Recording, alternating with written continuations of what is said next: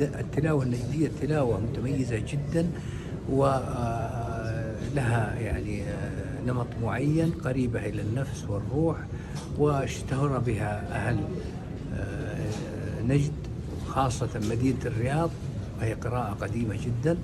فأعتقد أنها يعني مناسبة جدا جدا إحيائها حتى لا يعني تندثر، وهي فعلا بدأت الاندثار. ومن خلال هذا المشروع الذي يعني طلب من جميع الأئمة في الرياض أن يتلون بالقراءة النجدية، إن شاء الله سيكون إلى وضعها الطبيعي، لأنها يعني طلبنا أن من الأئمة فقط في مدينة الرياض أن يتلون بالتلاوة النجدية، أما في غيرها من المدن فهذا حسب اختيار الإمام ورغبته.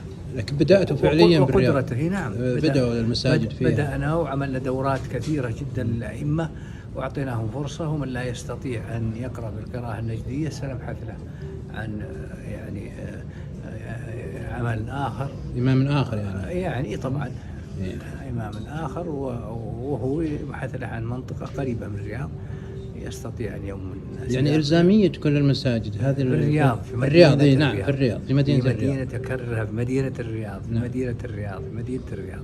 ومن أراد أن يقرأ بها في جميع مناطق المملكة أو خارج المملكة فهذا حسب رغبة الإمام واختياره. إن الله وملائكته يصلون على النبي يا